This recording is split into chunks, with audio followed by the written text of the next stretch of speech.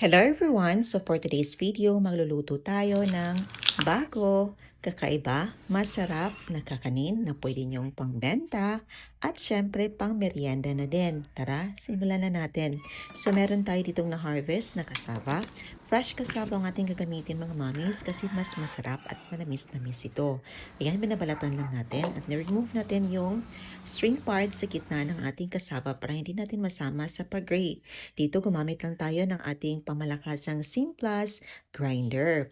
Pwede nyo ding i-grate mga mamis. Pero, mas madali ang ating trabaho at para mas convenient, gagamit tayo nito.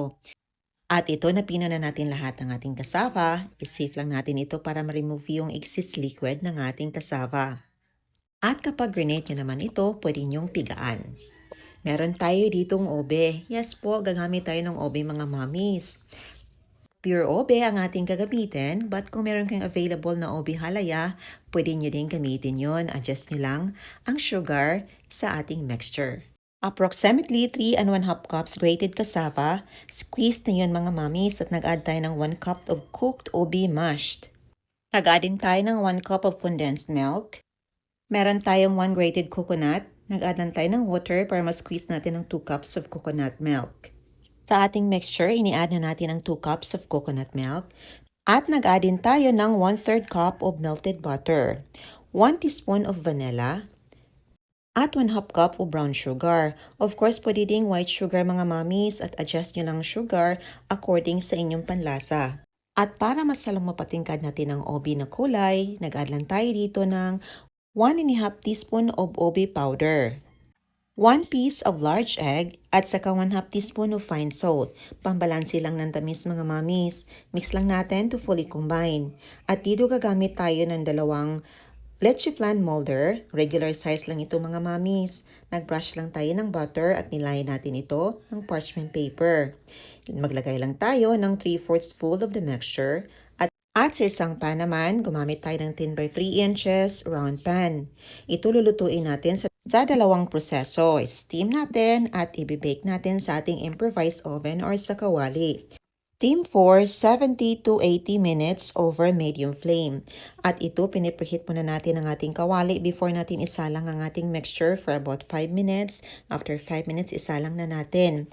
I-bake natin ito sa ating improvised oven for about 35 minutes, and after 35 minutes, maglagay na tayo ng cheese toppings on top. Add another 5 minutes para mag-melt yung cheese sa top natin. Pwede nyo i-extend mga mamis kung gusto nyo maging brownish ang cheese natin. Dito nag-grate lang tayo ng cheese on top. Mas madaming cheese, mas masarap.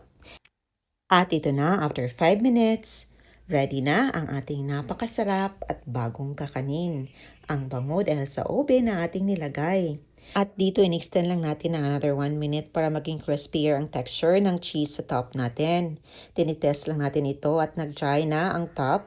Ready na para hanguin. Papalamigin muna natin ito ng mga around 20 to 30 minutes or mag-cool down ang ating cake para mag-set ito. Ito naman ang ating niluto sa steamer. Nilagyan na natin ito ng cheese on top and extend the time for 5 minutes para mag-melt yung cheese sa top natin. Ito na, ready na para hanguin. At syempre, papalamigin muna natin ito. Mas better na papalamigin muna natin mga mamis before natin i-unmold. Kasi ina-unmold natin dito na medyo mainit-init pa at hindi pa ito nag-set.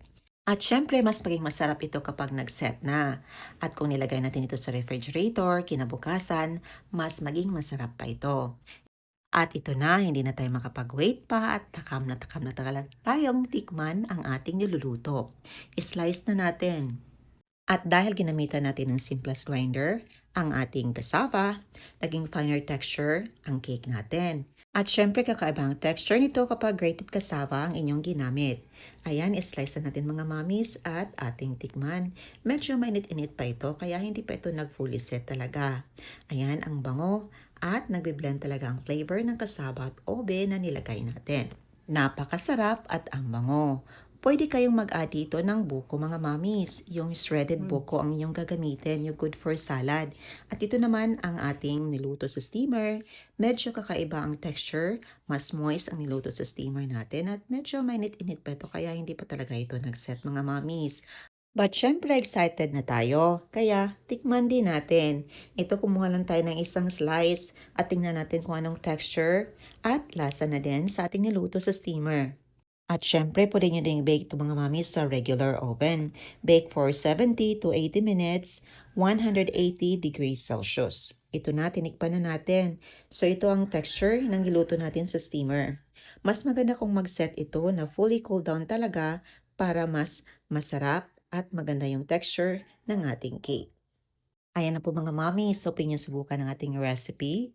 The best pang merienda at syempre pang benta na din.